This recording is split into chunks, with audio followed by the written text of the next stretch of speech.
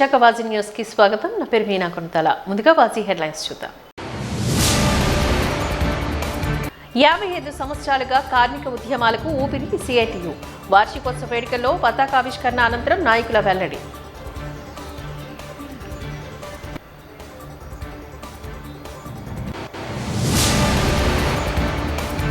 ఆలయాల్లో చోరీలకు పాల్పడుతున్న నిందితుని అరెస్ట్ చేసిన వన్ టౌన్ పోలీసులు. నిందితుని వద్ద నుంచి చోరీ సూచన స్వాధీనం చేసుకున్నామంటూ తెలిపిన ఏడీసీపీ మోహన్ రావు.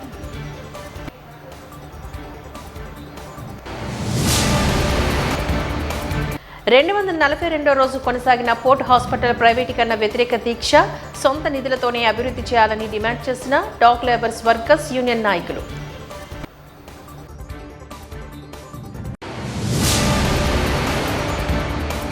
ఇక డీటెయిల్స్ చూద్దాం. సిఐటియు ఆవిర్భవించి 55 వసంతాలు పూర్తి చేసుకుని 56వ సంవత్సరంలోకి అడుగు పెడుతుంది అంటూ సిఐటియు ప్రధాన కార్యదర్శి ఆర్కేఎస్వీకే కుమార్ తెలిపారు. ఈ మేరకు సిఐటియు మదలపాలెం కార్యాలయం వద్ద పతాకావిష్కరణ కార్యక్రమాన్ని చేపట్టారు.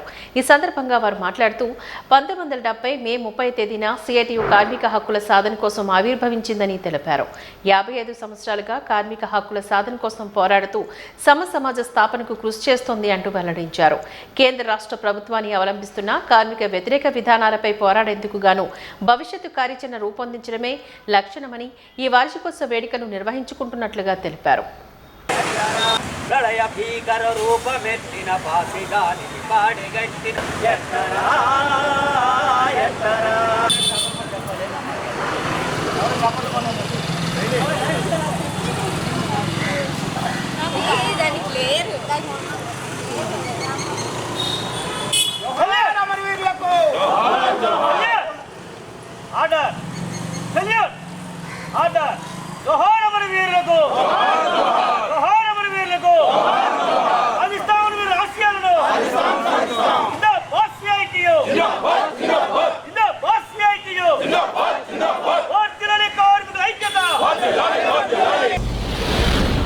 సిఐటియు 1970 మే 30వ తారీఖు నాడు కార్మిక ఐక్యత కోసం ఏర్పడినటువంటి సంఘం. ఆ రోజు నుంచి ఈ రోజు వరకు కూడా ప్రపంచ కార్మికులారా ఏకం కండి అనే నినాదంతో కార్మిక వర్గం ఎదుర్కొంటున్న అనేక సమస్యల మీద పనిచేస్తూ వస్తుంది. సిఐటియు ఏర్పడి నేటికి 55 సంవత్సరాలు పూర్తవుతుంది.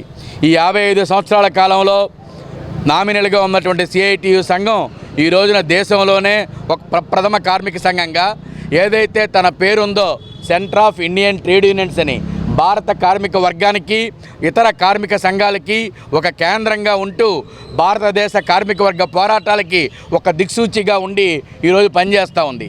ఆ రకంగా సిఐటియు 70 నుంచి ఇప్పటి వరకు కూడా ప్రజలు దైనందిన సమస్యల మీద కార్మికులు ఎదుర్కొనే రోజువారీ సమస్యల మీద పెద్ద ఎత్తున పోరాడుతూ ఉంది.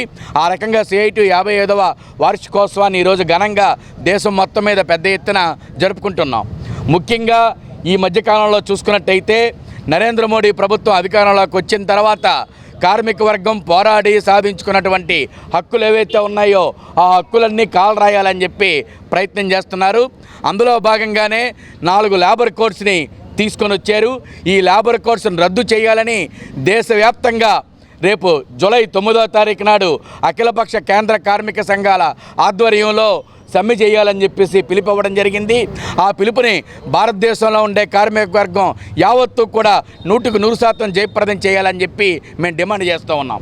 మరో పక్కని ఈ రోజున ధరలు చూస్తే ఆకాశానికి అంటుతూ ఉన్నాయి. కార్మిక వర్గం జీతాలు మాత్రం పాతాళానికి పడిపోతూ ఉన్నాయి. ఈ రోజున ఒక కుటుంబం బతకాలంటే కనీసం 26,000 రూపాయలు లేకపోతే ఒక కుటుంబం బతకలేదు. కనీస వేతనం 26,000 రూపాయలు ఇవ్వాలని చెప్పి మేము అడుగుతూ ఉంటే నరేంద్ర మోడీ గారు కార్పొరేట్ శక్తులకు దోచిపెడుతున్నారు తప్ప కార్మిక వర్గానికి జీతభత్యాలు పెంచడానికి మాత్రం అంగీకరించట్లేదు. మన రాష్ట్రంలో అసంఘటిత కార్మికులకి 75 రంగాల షెడ్యూల్స్లో పనిచేస్తున్న వాళ్ళకి ఇంతవరకు గత 15 సంవత్సరాల నుంచి జీవోలు సవరించలేదు. కాబట్టి కనీస వేతనం 26,000 రూపాయలు తక్కువ లేకుండా ఎక్కడ పనిచేసినా ఇవ్వాలని చెప్పి మేము డిమాండ్ చేస్తున్నాం. అలాగే వివిధ ప్రభుత్వ స్కీమ్స్లో పనిచేస్తున్నటువంటి కార్మికులు ఉన్నారు. ఆశా, అంగన్వాడీ, మధ్యాహ్నం భోజనం పథకం, విఓఏలు, ఆర్పీలు ఇటువంటి వాళ్ళు వీళ్ళ చేత వెట్టి చాకరీ చేయించుకుంటున్నారు హానరోరియం పేరు చెప్పి. కాబట్టి ఇటువంటి వాళ్ళందరినీ ప్రభుత్వ ఉద్యోగులుగా గుర్తించి వీళ్ళందరికీ కనీస వేతనాలు చెల్లించాలని చెప్పేసి కోరుతున్నాం. అలాగే ఆటో, ముఠా, భవన నిర్మాణం, తోపుడు బళ్ళు ఇటువంటి అసంఘటిత రంగంలో పనిచేస్తున్నటువంటి కోట్లాది మంది కార్మికులు ఉన్నారు. వీళ్ళెవ్వరికీ ఏ విధమైన చట్టాలు లేవు. కాబట్టి పిఎఫ్, ఈఎస్ఐ, ఇన్సూరెన్స్తో కూడిన సమగ్ర చట్టం వీళ్ళందరికీ ఇవ్వాలని చెప్పి చెప్తున్నాం. అలాగే ప్రభుత్వ రంగ సంస్థలు ఈ రోజున ఒకప్పుడు భారతదేశానికి ఆర్థిక పట్టుగొమ్మలుగా ఉన్నటువంటి ప్రభుత్వ రంగ సంస్థల్ని నరేంద్ర మోడీ ప్రభుత్వం కారు చౌకగా కార్పొరేట్ కంపెనీలకు కట్టబెడుతుంది. ఉదాహరణకు మనం విశాఖపట్నం స్టీల్ ప్లాంట్నే కార్పొరేట్ కంపెనీలకు కట్టబెట్టడం కోసం మొత్తం ప్రయత్నం చేస్తూ ఉంది. దాదాపు విశాఖపట్నం స్టీల్ ప్లాంట్లో పనిచేస్తున్నటువంటి కాంట్రాక్ట్ కార్మికులు 4,000 మందిని తొలగించింది. గత 11 రోజుల నుంచి వాళ్ళు నిరవధిక సమ్మెలో ఉన్నారు. పర్మనెంట్ వర్కర్స్ని వీఆర్ఎస్ పేరుతో తొలగించింది. అయినా సరే ఇటువంటి కార్పొరేటీకరణకి, ప్రైవేటీకరణకి వ్యతిరేకంగా కార్మిక వర్గం ఐక్యంగా పోరాడుతూ ఉన్నారు విశాఖ ఉక్కు ఆందోళన యొక్క నినాదంతో. కాబట్టి భవిష్యత్తులో కూడా ఏదైతే కార్మికుల హక్కులు ఏవైతే ఉన్నాయో ఈ హక్కులనే ఊరకనే రాలేదు, ప్రాణ త్యాగాలతో వచ్చాయి. కాబట్టి ఎటువంటి త్యాగాలకైనా సిఐటియు సిద్ధంగా ఉంది, కార్మికుల పక్షాన్ని నించుంటుంది. కార్మిక హక్కుల రక్షణ కోసం ఎటువంటి పోరాటాలకైనా వెనుగాడు వేయకుండా ముందుకు మరింత ఉధృతమైన పోరాటాలు చేయాలని, దానికి జూలై 9వ తారీఖు నాడు అఖిల భారత సమ్మె ఏదైతే జరుగుతుందో దాన్ని జయప్రదం చేయాలని ఆవిర్భావ దినోత్సవం సందర్భంగా దేశంలో ఉన్న కార్మిక వర్గానికి సిఐటిగా విజ్ఞప్తి చేస్తూ ఉన్నాం. ప్రపంచ పొగాకు వ్యతిరేక దినోత్సవాన్ని పురస్కరించుకొని నోటి క్యాన్సర్పై అవగాహన శిబిరాన్ని అపోలో ఆసుపత్రి ఆధ్వర్యంలో నిర్వహించారు. ఆరిలోవ ఆసుపత్రి ప్రాంగణంలో ఏర్పాటు చేసిన ఈ కార్యక్రమంలో భాగంగా అపోలో వైద్యులు మాట్లాడారు. ప్రపంచంలోని నోటి క్యాన్సర్ కేసులో దాదాపు 3/1 భారతదేశంలోనే కనిపిస్తున్నాయని చెప్పారు. ఏటా ఇక్కడ 77,000 కొత్త కేసులు బయటపడుతూ ఉండగా 52,000 మరణాలు సంభవిస్తున్నాయని చెప్పారు. ఈ క్యాన్సర్ బాధితులతోని కేవలం 50% ఉందని, అభివృద్ధి చెందిన దేశాలతో పోలిస్తే ఇది చాలా తక్కువ అని అన్నారు.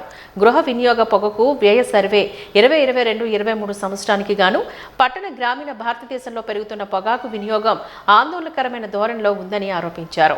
పాన్, పొగాకు తదితర మత్తు పదార్థాలపై ఖర్చు పెరిగినట్లుగా సర్వేలు వెల్లడించడం విచారకరమని అన్నారు.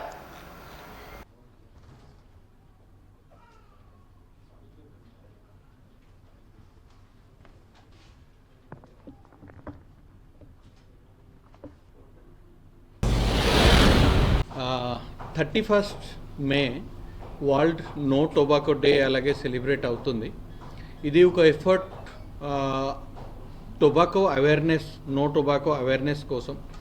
Tobacco is the most common cause for causing cancer. ఇది మన ఫేస్ నుంచి లోపల అప్ టు రెక్టమ్ అన్ని క్యాన్సర్కి టొబాకో రెస్పాన్సిబుల్ ఉంటాయి.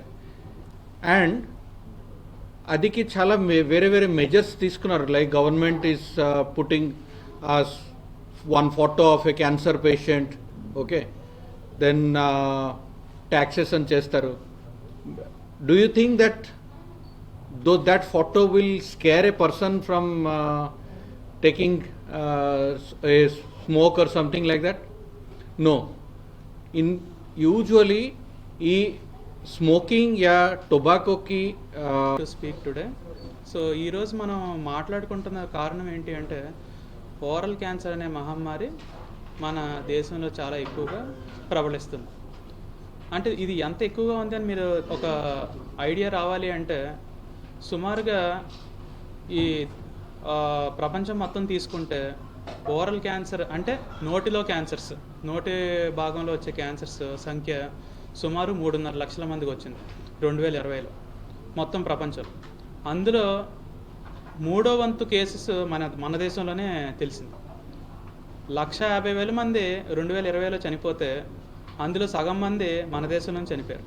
అంటే ఆ ట్రీట్మెంట్ అవుట్కమ్స్ అంత బెటర్ ఉంటాయి. సో ఈ కనుక్కోవడానికి స్క్రీనింగ్ అనేది చాలా చాలా ఇంపార్టెంట్ ఆస్పెక్ట్.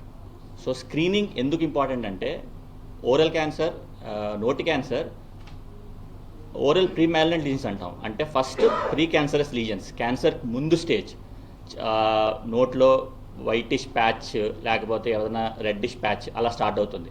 అది క్రమేణా క్యాన్సర్గా ట్రాన్స్ఫార్మ్ అవుతుంది. సో స్క్రీనింగ్ వల్ల మనం ఆ ఏదైతే ప్రీ క్యాన్సరస్ స్టేజ్లోనే దాన్ని కనుక్కోగలిగితే నెక్స్ట్ దాన్ని అడ్రస్ చేస్తే అది క్యాన్సర్గా మారకుండా మనం స్టెప్స్ తీసుకోవచ్చు. ఇదేమంటారు, ఆ క్యాన్సర్ వల్ల వచ్చే మార్టాలిటీ కానీ మార్బిడిటీ కానీ తగ్గించవచ్చు. సో స్క్రీనింగ్ అంటే దీనికోసం స్క్రీనింగ్ కోసం మనం ఏమి ఎక్విప్మెంట్స్ కానీ ఏదైనా ఇన్వెస్టిగేషన్స్ కానీ ఏమీ వాడాల్సిన అవసరం లేదు. మన ఇంట్లోనే ఒక అద్దం ముందు చిన్న టార్చ్ లైట్ వేసుకొని మన నోట్లో లైట్ వేసుకొని చూసుకోవచ్చు. బేసిక్గా ఏమైనా పుండ్లు ఉన్నాయా, లేకపోతే ఏమైనా తెల్లగా ఏమైనా మచ్చలు, ఎర్రగా ఏమైనా మచ్చలు ఆర్ సమ్ బిగర్ టర్మ్. అప్పుడు 2 days ముందు జరిగిన విషయాలన్నీ తెలిసిన ఆ న్యూస్ రీడ్ చేసి మన ఇంటర్ప్రిటేషన్ జరగడం అయింది. ఇప్పుడు everything is live and instantaneous. So ఈ మీడియాలో, డిజిటల్ మీడియాలో ఎలా చేంజ్ వచ్చింది, మెడికల్ సైన్స్లో కూడా అదే విధంగా చేంజ్ వచ్చింది. దానికి అడాప్ట్ చేయడానికి we should need special skills.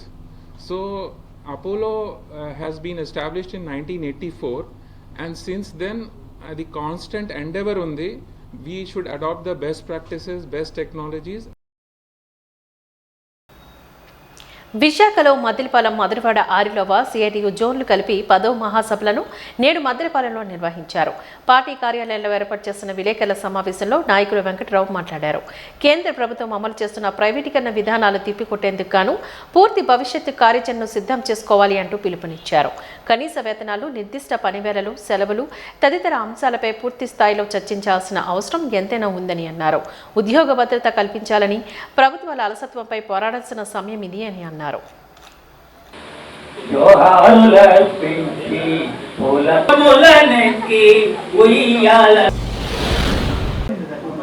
విడివిడిగా ఉన్న 3 ప్రాంతాలు కలిపి ఆర్లోవ, మధురవాడ, మద్దిలపాలెం కలిపి మద్దిలపాలెం జోన్ 10వ మహాసభ జరుగుతుంది.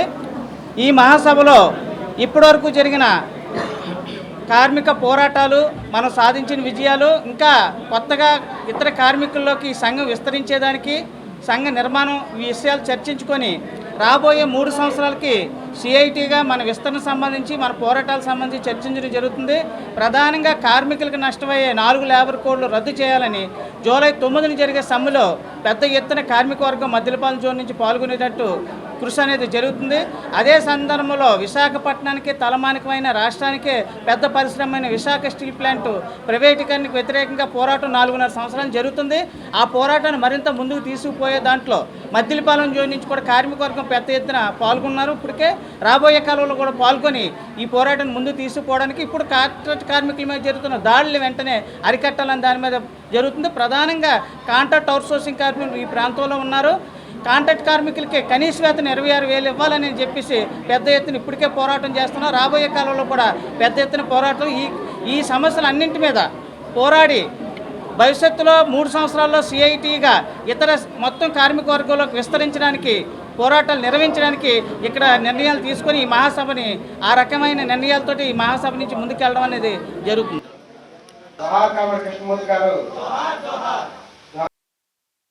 సింహాచలం శ్రీ వరహాలక్ష్మీ నరసింహస్వామి వారి దేవస్థానంలోని జూలై 9వ తేదీన జరిగే గిరి ప్రదక్షిణ విజయవంతం చేయాలి అంటూ ఈవో వెంకటరత్నాథరావు పిలుపునిచ్చారు. స్వామివారి సింహగిరి ప్రదక్షిణకు లక్షలాది మంది భక్తులు తరలివచ్చే అవకాశం ఉన్నందున ఈ నేపథ్యంలోనే భక్తులకు కల్పించాల్సిన సదుపాయాలకు సంబంధించి శుక్రవారం ఆలయ స్థానాచార్యులు టిపి రాజగోపాల్, ప్రధాన అర్చక సీతారామాచార్యులు, ఆలయం అధికారులతో కొండపైన ఆనంద నిలయంలో ఆలయ అధికారులతో ఈవో ప్రత్యేకంగా సమావేశాన్ని నిర్వహించారు. ఈ సందర్భంగా ఈవో మాట్లాడుతూ లక్షలాది మంది భక్తులు గిరి ప్రదక్షిణకు హాజరయ్యే అవకాశం ఉందని, అందుకు తగ్గట్లుగా ఏర్పాటు చేయాల్సి ఉందని చెప్పారు. సింహగిరి ప్రదక్షిణ 32 కిలోమీటర్ల పొడవున కాలినడకన నగరమంతా జరుగుతున్నందున ఆయా సంబంధిత అన్ని విభాగాలు ఈ ఉత్సవాల్లో భాగస్వాములు చేసే విధంగా లెటర్స్ రాయాలని తెలియజేశారని చెప్పారు.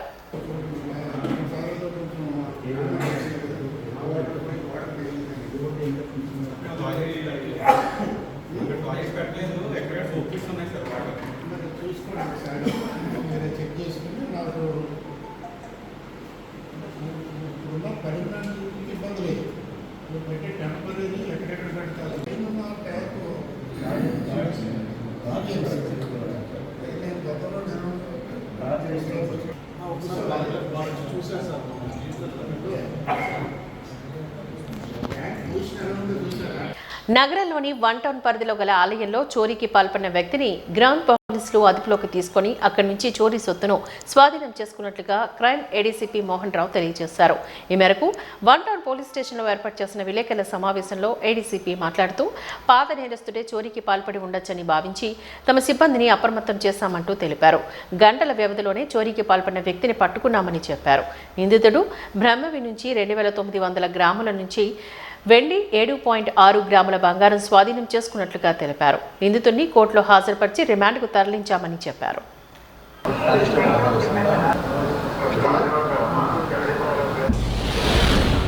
ఈ రోజున మనందరికీ చిన్న చిన్న ఇటువంటి విషయాలే తెలుసు. ముఖ్యంగా ఈ విషయం మీ అందరి దృష్టికి రావాల్సిన ఆవశ్యకతని భావించి మీతో మాట్లాడుతున్నాం. అలాగే ఈరోజు గుళ్ళు గోపురాలు మింగి బంగారు ఆభరణాలు వెండి వస్తువులు దొంగతనాలు చేసిన వ్యక్తి గురించి ప్రెస్ మీట్ ఏర్పాటు చేయడం జరిగింది. దీనికి సంబంధించిన ఈ కేసుకు సంబంధించిన వివరాల గురించి మాట్లాడడానికి చెప్పినట్లయితే కంప్లైంట్ అయిన సకల సూర్యారావు గారు పొడియాటి స్ట్రీట్లో ఉంటున్న దుర్గమ్మవారి గుడిని చూసుకుంటూ ఉంటారు. ప్రతిరోజు అమ్మవారికి వెండి ఆభరణాలైన కిరీటం వడ్డానం గొలుసు అమ్మవారికి అలంకరించి పూజలు చేసి మళ్ళీ తీసేస్తూ ఉంటారు. ఫిర్యాదు అయిన అతని భార్య ముసలి వాళ్ళ ఉండటం వల్ల అవడంతో ఈ యొక్క గుడికి ప్రతిరోజు పూజలు చేయటానికి ఎవరైనా పంతులు గారు కావాలి అని బోర్డు గత 6 నెలల నుంచి బోర్డు రాసి పెట్టినారు. దాని మీద 19/5/25 తేదీన ఉదయం 6 గంటలకు ఆ సమయంలో కంప్లైంట్ యొక్క భార్య సకల నాగమణి దేవి గారు గుడిలో దీపం పెట్టి గుడి గేట్లు దగ్గరకు వేసి ఇంటికి వెళ్ళిపోయింది. అదే రోజు సుమారు 8 గంటల సమయంలో గుడికి దగ్గరలో ఉన్న ఫిర్యాదు ఇంటికి సుమారు 55 సంవత్సరంలో నుండి 65 సంవత్సరాల వరకు గల ఒక వ్యక్తి వచ్చి నేను ప్రతిరోజు మీ గుడికి పంతులుగా వచ్చి పూజలు చేస్తానని చెబితే దాని మీద కంప్లైంట్ యొక్క భార్య తాళాలు తీసుకొని గర్భగుడి తలుపులు తీసి అమ్మవారికి పూజ చేయమని చెప్పింది. దాని మీద ఆమె పువ్వులు పళ్ళు తీసుకొని రమ్మని చెప్పగా ఫిర్యాదు యొక్క భార్య ఇంటిలోకి వెళ్ళి తీసుకొచ్చేలోపు ఆ వ్యక్తి కనిపించకపోవడంతో వెళ్ళిపోయి ఉంటాడని చెప్పి ఆమె కూడా గర్భగుడి తలుపులు వేసి ఇంటికి వెళ్ళిపోయింది. ఈ లోపుగా ఫిర్యాదు యొక్క కూతురైన సకల కుమారి 9 గంటల సమయంలో అమ్మవారికి దండం పెట్టుకునేటప్పుడు చోటగా అమ్మవారికి అలంకరణగా ఉండవలసిన వెండి కిరీటం వెండి చేతి అచ్చు వెండి చెవులు అచ్చులు కనిపించలేదు. దాని మీద ఈ విషయం ఫిర్యాది మరియు ఫిర్యాదు యొక్క భార్యకి తెలియజేసి చుట్టుపక్కల వెతికినా కనిపించలేదు. దాని మీద పూజారి గారిగా ఉంటున్నారని చెప్పి దొంగిలించుకుపోయి ఉంటాడని భావించి దాని మీద పోలీస్ స్టేషన్ వారికి రిపోర్ట్ ఇవ్వడం జరిగింది. దాని మీద తర్వాత దాని యొక్క ముద్దా యొక్క వివరాల గురించి చూసినట్లయితే ఇతను కుటుంబ కలహారంగా ముద్దాయి తన ఇంట్లో ఒంటరిగానే ఉంటాడని ఇతను భార్య అతను కొడుకు కూడా ఇతన్ని వదిలేసి ఎక్కడికో వెళ్ళిపోయారని ఇతని వయసు కారణంగా కూడా వేరే ఇతర పనులకు చేసుకునే వీలు లేకపోవటం వలన మరియు ఇతని యొక్క రోజువారీ అవసరాలు తీర్చుకోవటం కోసం చిన్న చిన్న గుడులను ఎంచుకొని గుడులలో ఉన్న పంతులుగారులను ముందుగా పరిచయం చేసుకొని భక్తుడిలా నటించి ఆ గుడిలో ఎవరూ లేని సమయంలో ఆ గుడిలో ఉన్న దేవుడి యొక్క ఆభరణాలు దొంగిలించుకుపోయి వెలిగిపోతూ ఉంటారు. దొంగిలించిన సొత్తును అమ్మగా వచ్చిన వాటితో రోజువారీ అవసరాలను తీర్చుకోవటం జీవనం గడుస్తూ ఉంటాడు. దాని మీద ఇతన్ని ముద్దాయి అయిన అతని యొక్క వివరాల గురించి చూసినట్టయితే ఆకోజీ బ్రహ్మాజీ, తండ్రి పేరు అప్పారావు, వయసు 51 సంవత్సరాలు, రెసిడెన్స్ ఆఫ్ ప్రస్తుతం సింహల దేవుడి వీధి, అల్లిపురం, విశాఖపట్నం సిటీ. నేటి సొంత ఊరు ఏంటంటే నెయ్యల వీధి, చేపల బజార్ దగ్గర అనకాపల్లి సొంత ఊరు. దాని మీద ఇతను పట్టుకున్న తర్వాత ఇతన్ని కన్ఫ్యూషన్ చేసిన తర్వాత ఇతను దాని మీద నేరస్తుని యొక్క ఒప్పుదల వాంగ్మూలం ప్రకారం నేరస్తుని వద్ద నుండి ఈ నేరానికి సంబంధించిన దొంగ సొత్తు అయిన వెండి కిరీటం, వెండి చీత అచ్చు, వెండి చెవులు అచ్చులతో పాటు అదేవిధంగా వెండి పంచ పాత్ర, శతకోపం, ఉద్దరణ కూడా ఉన్నాయి. వాటి గురించి ప్రశ్నిస్తే అవి కూడా దొంగిలించిన సొత్తు అని తెలియడంతో ఇతన్ని పూర్తిగా విచారించి మొత్తం ఇతను చేసిన 10 నేరాలను అంగీకరించగా మొత్తం 10 నేరాలకు గాను సంబంధించిన 2900 గ్రాముల వెండి వస్తువులు, అలాగే 7.6 గ్రాముల బంగారు వస్తువులు రికవరీ చేయడం జరిగింది. దాని మీద దాని తర్వాత ఇతన్ని కోర్టుకు పంపిస్తున్నాం.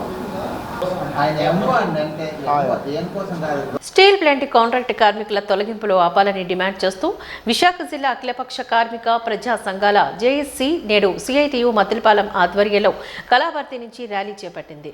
మద్దిలపాలెం బస్ డిపో వరకు కొనసాగిన ఈ ర్యాలీలో సిఐటియు నాయకులు మాట్లాడుతూ కార్మికులు నాయకుల సస్పెన్షన్లు వెంటనే రద్దు చేయాలని డిమాండ్ చేశారు.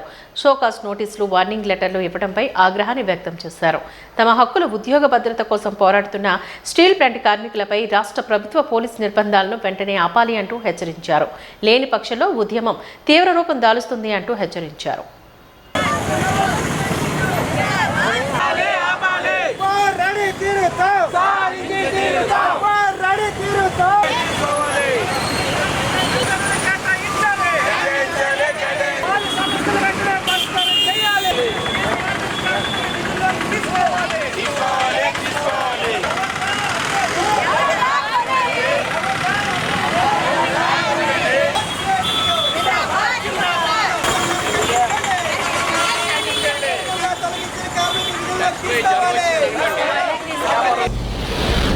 విశాఖపట్నం స్టీల్ ప్లాంట్ ప్రైవేటీకరణకి వ్యతిరేకంగా గత 1556 రోజుల నుంచి నిరవధిక దీక్షలు జరుగుతూ ఉన్నాయి.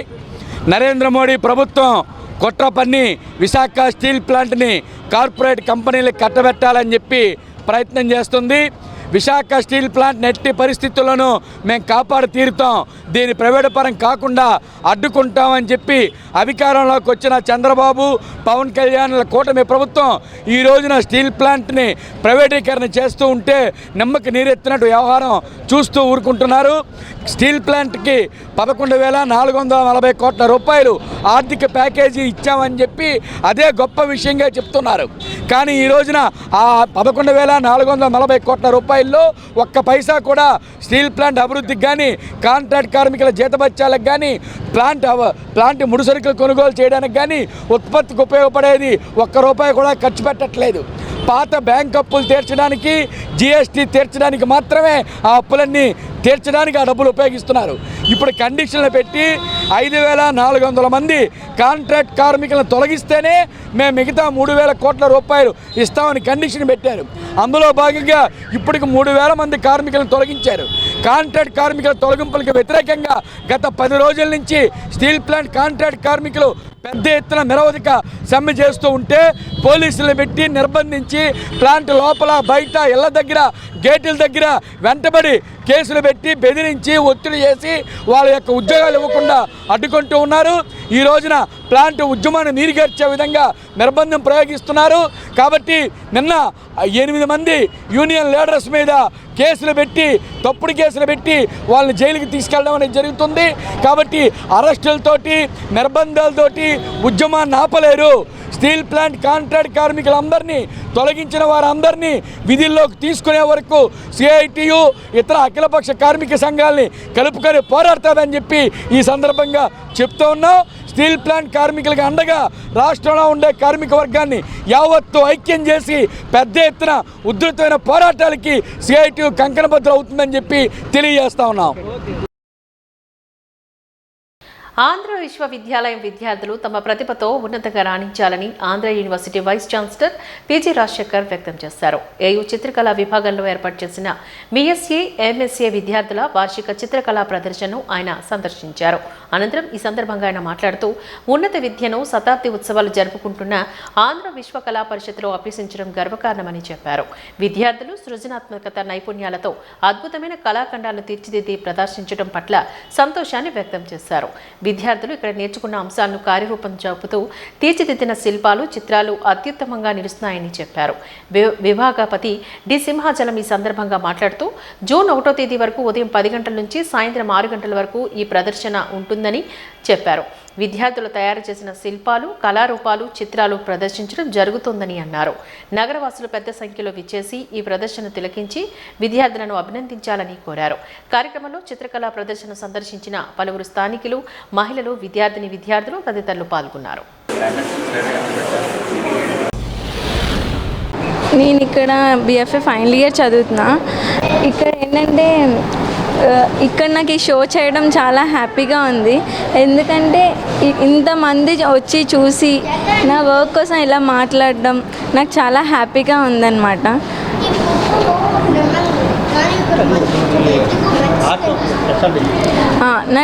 నా కాన్సెప్ట్ వచ్చేసి డ్యాన్స్ అనమాట. డ్యాన్స్ అనేది నేను ఎందుకు తీసుకున్నాను అంటే నేను చిన్నప్పటి నుంచి నేర్చుకున్న డ్యాన్స్. అంటే నాకు ఏదైతే తెలుసో నా ఫీలింగ్ని నేను పెయింటింగ్ చేయాలి అని చెప్పేసి నేను డ్యాన్స్ తీసుకున్నా. మేము అలానే డ్యాన్స్లో ఎక్స్ప్రెషన్స్ ఇవన్నీ ఇస్తాం కదా, అక్కడ నేను ఎలా అయితే ఫీల్ అయ్యి నేను డ్యాన్స్ చేస్తానో అదే ఫీల్ని నేను పెయింటింగ్ కూడా చేయాలి అని చెప్పి నేను అనుకున్నా. అందుకు నేను పెయింటింగ్ని నేను డ్యాన్స్ కోసమే చేయాలి. నా ఫీలింగ్స్ని, నా ఎమోషన్ని ప్రతిదీ నేను నా పెయింటింగ్ రూపంలో నేను చూపించాను. పెయింటింగ్ స్పెషలైజేషన్ అండ్ నేను వర్క్ చేసిన వర్క్స్ అన్నీ ఎక్కువ మిడిల్ క్లాస్ సిచ్యువేషన్స్ మీద వర్క్ చేశాను. అండ్ ఈ వర్క్ వచ్చేసి అయితే కనుక 90s మెమరీ అనమాట. అప్పట్లో మదర్స్ పేపర్స్ కింద అమౌంట్ దాచుకునే వాళ్ళు కదా, సో ఆ సిచ్యువేషన్ని 2000లో కూడా రన్ అవుతుంది అని చూపిస్తూ అండ్ ఈ 2000లో ఉన్న ఈ ప్రెజెంట్ నోట్స్ని నేను ఇక్కడ డ్రా చేశాను. అండ్ ఇప్పుడు చూసుకుంటే ఎక్కువ అందరూ పిగ్గీ బ్యాంక్స్ లేదంటే డిజిటల్ కరెన్సీలో చేస్తున్నారు, కానీ అప్పట్లాగా పేపర్స్ కింద దాచుకోవడం అన్నది, ఆ మెమరీ అన్నది ఇప్పుడు ఎక్కడా కనిపించట్లేదు. సో ఆ మెమరీని రీక్రియేట్ చేయడం కోసం నేను ఈ వర్క్ చేశాను. అండ్ ఈ వర్క్ వచ్చేసి 90s మిడిల్ క్లాస్ బ్రేక్ఫాస్ట్ అనమాట. సో ఇది ఎందుకు చేశానంటే ఎక్కువ మిడిల్ క్లాస్ అందరూ ఉప్మా, ఇడ్లీ అది మోస్ట్ ప్రిఫర్ చేస్తారు. సో నేను ఈచ్ క్యాన్వాస్ని ఈచ్ డే కింద రిప్రజెంట్ చేశాను. అలా 6 క్యాన్వాసెస్ 6 days. అండ్ స్పెషల్ కింద ఒక రోజు ఏమైనా special food items like dosa, chapati, vada ఇలా డిఫరెంట్ ఐటమ్స్ చేసుకుంటారు కదా, అలా ఒక్క రోజుని నేను అలాగ స్పెషల్ ఫుడ్ ఐటమ్తో రిప్రజెంట్ చేశాను. ఫ్యాకల్టీ ఆధ్వర్యంలో spectrum annual show off BFA, MFA students నిర్వహిస్తున్నారు. ఇది 3 days బ్యాక్ ఇనాగరేషన్ జరిగిందండి. సో ఈరోజు మీరు చూసినట్లయితే బిఎఫ్ఏ, ఎంఎఫ్ఏ స్టూడెంట్స్ స్కల్ప్చరు, పెయింటింగ్లో వివిధ రకాలైన పెయింటింగ్స్, యాక్రిలిక్ కానీ, ఓవెన్ కానీ, వుడ్ కార్వింగ్తో ప్రింటెడ్, సో వివిధ రకాల పెయింటింగ్ స్టైల్స్లో అద్భుతమైన కళాఖండాలు సృష్టించారు. అలాగే స్కల్ప్చర్ విభాగంలో క్లేతోని, బ్రాంజ్తో కొన్ని స్టాచ్యూస్ అజంతా ఎల్లోరాలో చూసి వచ్చినవి యాజ్ ఇట్ ఈస్ అక్కడ ఎలా ఉన్నాయో స్టాచ్యూస్ అదేవిధంగా బ్రాంజ్తో ఇక్కడ కాస్టింగ్లో చాలా అద్భుతంగా తయారు చేశారు. స్టూడెంట్స్తో ఇంటరాక్ట్ అయినప్పుడు వీళ్ళు చేసిన ప్రతి థీము, ఒకటేమో టెక్నాలజీ వైపు ఏం మెటీరియల్ వాడారు అన్నది, రెండోది వాళ్ళ ఎమోషన్స్, ఫీలింగ్ ఈ పోర్ట్రేట్ రూపంలో పెయింటింగ్ కానివ్వండి, స్కల్ప్చర్ కానివ్వండి ఆ రూపంలో పొందుపరచడం జరిగింది. ఈచ్ వన్ ఆఫ్ దెమ్ మా మాస్టర్ పీస్ రూపంలో ఉంది. చాలా కళాఖండాలుగా చాలా అద్భుతంగా వచ్చాయి. సో ఇటువంటి యాన్యువల్ ప్రోగ్రాము వీళ్ళలో ఉన్న టాలెంట్ని బయటికి తప్పకుండా తీసుకొస్తుంది. సో ఇప్పుడే హెడ్ ఆఫ్ ద డిపార్ట్మెంట్ గారితో మాట్లాడడం జరిగింది. ఇటువంటివి ఇంకొంచెం ఎక్కువ నంబర్లో తీసుకుని మన సెంటనరీ సెలబ్రేషన్స్లో ఒక పెద్ద ఎగ్జిబిషన్ షో నిర్వహించి మన విశాఖ ప్రజలకి ఓపెన్గా మంచి ఏర్పాట్లు చేయమని సలహా ఇవ్వడం జరిగింది. బహుశా అది కమింగ్ ఫ్యూ మంత్స్లో కార్యరూపం దాలుస్తుందని అనుకుంటున్నాం. ఇందులో కొంతమంది స్టూడెంట్స్ నేషనల్ ఇన్స్టిట్యూట్స్లో ఇక్కడ గ్రాడ్యుయేషన్ అయిపోయాక పై చదువులకి వెళ్తున్నారని తెలిసి వాళ్ళందరికీ అభినందనలు తెలియజేస్తున్నామండి. అండ్ ఇటువంటి కార్యక్రమాన్ని మీరందరూ ఎంకరేజ్ చేయవలసిందిగా మనవి. ధన్యవాదాలు. ప్రతి ఏటా 100 కోట్ల రూపాయల లాభాలను ఆర్జిస్తూ 2000 కోట్లకు పైగా క్యాపిటల్ నిధిని కలిగి ఉన్న పోర్టు హాస్పిటల్ను ప్రైవేటు పద్ధతిలో అభివృద్ధి చేయడానికై కార్మికులు వ్యతిరేకమని నాయకులు మోటూరు వీరరాఘవులు తెలియజేశారు. 242వ రోజు అకేపాలెం దీక్షా శిబిరం వద్ద కేంద్ర నిర్ణయానికి వ్యతిరేకంగా నినాదాలు చేస్తూ మీడియాతో ఈ సందర్భంగా మాట్లాడారు. ఈ సందర్భంగా వారు మాట్లాడుతూ పార్లమెంట్లో కేంద్ర ప్రభుత్వం తీసుకున్న నిర్ణయానికి పోర్టు యాజమాన్యం కట్టుబడి ఉందని, దానికి కార్మికుల వ్యతిరేకమని తెలిపారు. ఇప్పటికే 3 సార్లు టెండర్లు కాల్ఫర్ చేసినా ఎవరూ ముందుకు రాకపోవడమే అందుకు నిదర్శనమని వాపోయారు. కార్మిక శక్తిని కాదని ప్రైవేటు పరం చేసేందుకు ప్రయత్నిస్తే అడ్డుకుని తీరుతామని హెచ్చరించారు.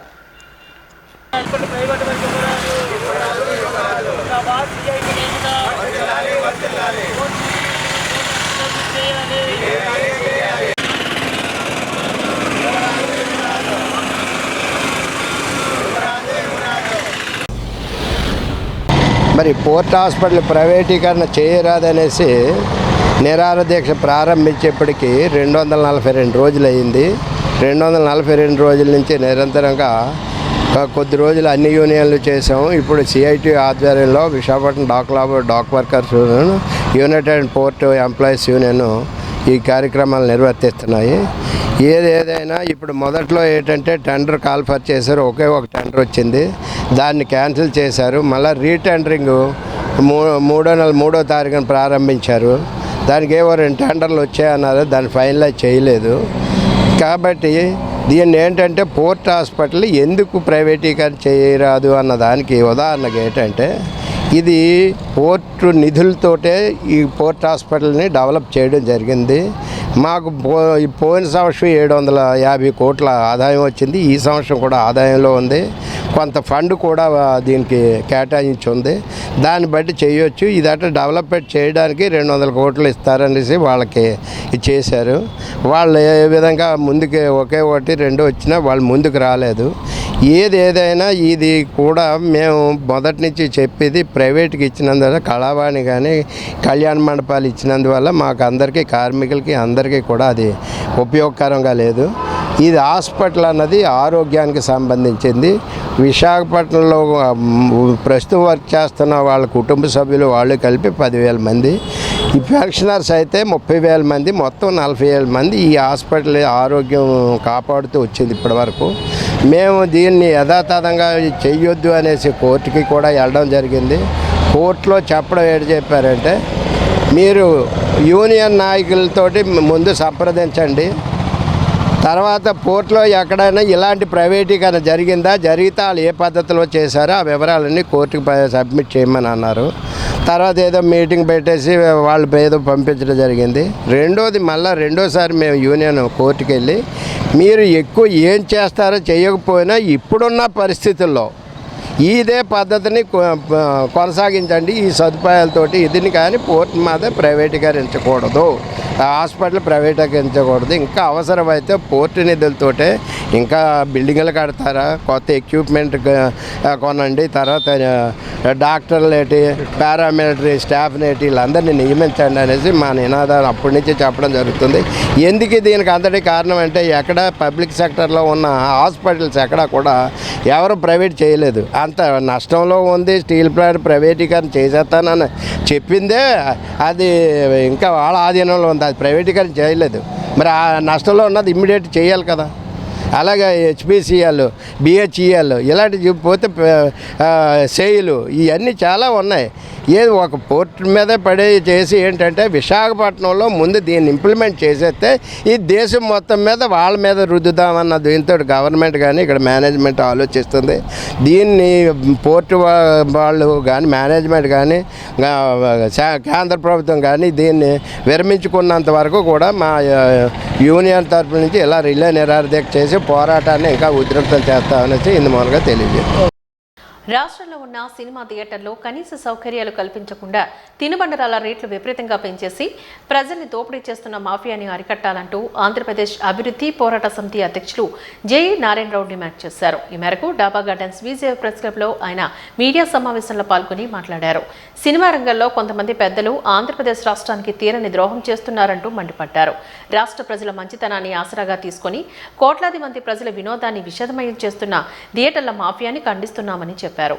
రాష్ట్రంలోని అన్ని రేంజ్ థియేటర్లు, గ్రేడ్ థియేటర్లపై నియంత్రణ అధికారాన్ని ఆ నలుగురు చేతుల్లో కాకుండా రాష్ట్ర ప్రభుత్వమే చేజిక్కించుకోవాలంటూ డిమాండ్ చేశారు. ఏపీకి ఫిల్మ్ ఫెడరేషన్ ఉండాలని, నిర్మాతల మండలి కార్యాలయం కూడా ఇక్కడే ఉండాలని, మా అసోసియేషన్ కూడా ఇక్కడ ఉండాలని, త్వరలో ఎన్నికలు జరిపించాలని డిమాండ్ చేశారు. బంగారం, డైమండ్స్, ఇతర ఎర్రచందనం ఇవన్నీ కూడా మా ఆ ఊహల్లో వచ్చిన తర్వాత గజదొంగ, యుగంధర్ సినిమాల్లోంచి కూడా చూడడం అవన్నీ కూడా ఆ మాఫియాలు చూసాం. కానీ ఊహ వచ్చిన తర్వాత సమోసా మాఫియా, పాప్కార్న్ మాఫియా, పిల్లలకి తాగే గుక్కడి నీళ్ళను కూడా ఈ మాఫియా ఆ స్థాయి నుంచి ఈ స్థాయికి దిగజారిపోవడాన్ని జీర్ణించుకోలేక, అడిగే మనిషి లేక ఆంధ్రప్రదేశ్ ప్రజలు మంచితనాన్ని ఆసరాగా తీసుకొని ఎక్కడో తెలంగాణ రాష్ట్రంలో 4 గద్దలు, 4 3 లేకపోతే వాళ్ళు చెప్పిన సంఖ్య 4 అంటారు, ఇంకో వ్యక్తి వచ్చి 10 మంది అంటారు. తెలంగాణ రాష్ట్రానికి ఇది చాలా ఇంపార్టెంట్. తెలంగాణ రాష్ట్రానికి చెందినటువంటి గద్దలు ఆంధ్రప్రదేశ్ను దోపిడీ చేయటం ఈ మధ్యకాలంలో ఆంధ్రప్రదేశ్ ప్రభుత్వ ఉప ముఖ్యమంత్రి గారు కానీ, ముఖ్యమంత్రి గారు కానీ, ప్రభుత్వం అంతా కూడా కోట్లాది మంది ప్రజల వినోదాన్ని విషాదం చేస్తున్నటువంటి, వినోదానికని పిలిచి విషాదమయం చేస్తున్నటువంటి ఈ థియేటర్ల మాఫియా చర్యల్ని ఖండిస్తూ ఒక సినిమా థియేటర్ లోపలికి వెళ్తే పాప్కార్న్ 500 రూపాయలు, అంటే హాఫ్ బాటిల్ రేటు కంటే కూడా ఎక్కువ. మామూలు వాళ్ళ లాంగ్వేజ్లో చెప్పాలంటే సమోసా 2-3 సమోసా 300 రూపాయలు, వాటర్ బాటిల్ 150 రూపాయలు. ఇంతకన్నా గొప్ప వరస్ట్ దోపిడీ, ఇంతకన్నా గొప్ప మాఫియా అయితే మాత్రం రాబోయే రోజుల్లో కానీ ఈ ఆంధ్రప్రదేశ్ చూడజాలదు ప్రజలందరూ కూడా.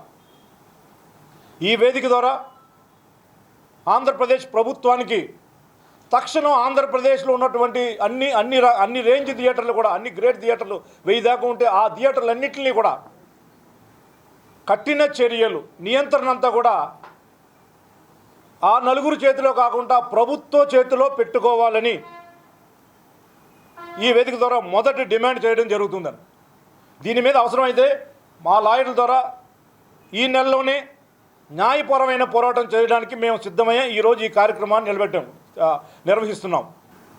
టాయిలెట్లకు వెళ్తే ఏ రోగం వస్తుందో, ఏ రోగం వచ్చి పడిపోతుందో, ఏ రోగం అతుక్కుంటుందో థియేటర్లోంచి, ఈ థియేటర్ కన్నా మా విశాఖపట్నం కింగ్ జార్జ్ హాస్పిటల్లో పారిశుధ్యం చాలా బాగుంటుంది.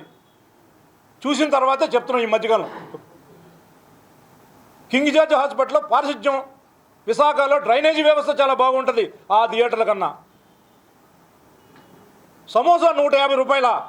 ఈ సమోసా మీకు ఇన్విటేషన్లో కూడా పంపాం. ఆంధ్రప్రదేశ్ను మోసం చేస్తున్న తెలంగాణ మాఫియా ఇక్కడ తింటున్న సమోసాలు 150 రూపాయలు పెట్టే సమోసాల్ని హైదరాబాద్లో ఉన్నటువంటి ఒక ప్రముఖ ప్రొడ్యూసర్ కంపెనీలో సమోసా తయారు చేసి 5 రూపాయలకి 4 రూపాయలకి తయారయ్యే 2 రూపాయలకి తయారయ్యే కంపెనీ 150 రూపాయలకి ఇక్కడ థియేటర్లో వెచ్చిస్తున్నారంటే, అరే నీకు సిగ్గులేదా? నువ్వు తెలంగాణ వాడివి, నువ్వు ఎక్కడ ఎంతైనా అమ్ముకో. నువ్వు మా ప్రజలకి, మా ఆంధ్రప్రదేశ్కి అంత రేట్లు పెట్టి అక్కడి నుంచి సమోసాలు మాఫియా చేస్తారా? ఇక్కడ సమోసా దొరకదా మాకు? నీకు భయం లేదా?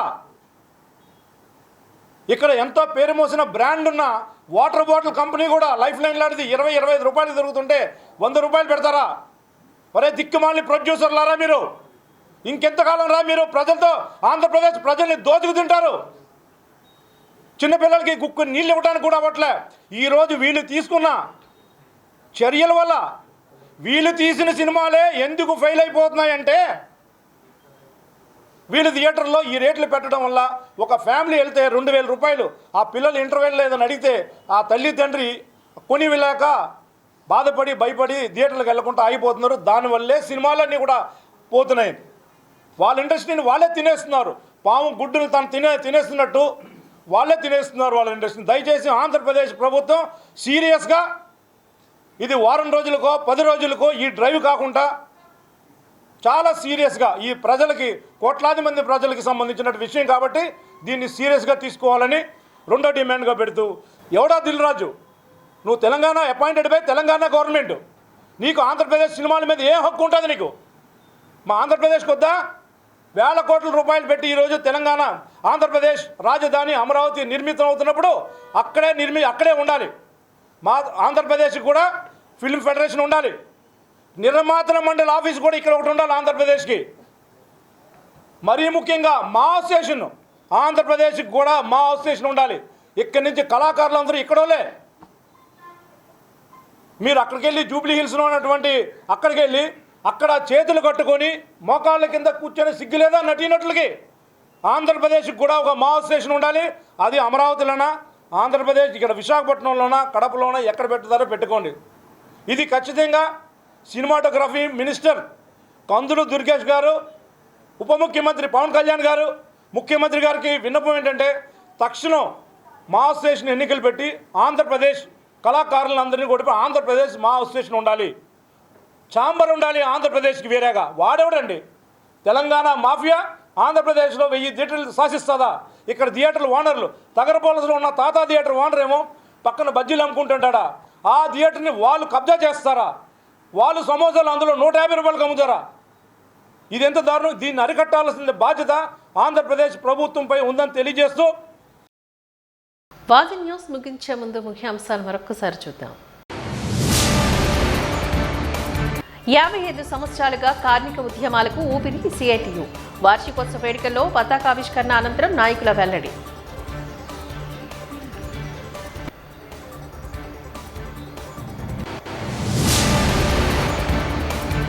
ఆలయాల్లో చోరీలకు పాల్పడుతున్న నిందితుని అరెస్ట్ చేసిన 1 టౌన్ పోలీసులు. నిందితుని వద్ద నుంచి చోరీ సూచన స్వాధీనం చేసుకున్నామంటూ తెలిపిన ఏడీసీపీ మోహన్ రావు.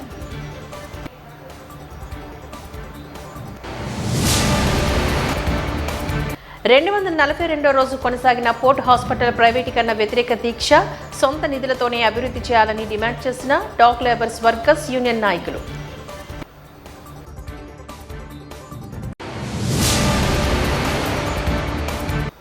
వాజి న్యూస్ ఇంతటితో సమాప్తం. నమస్కారం.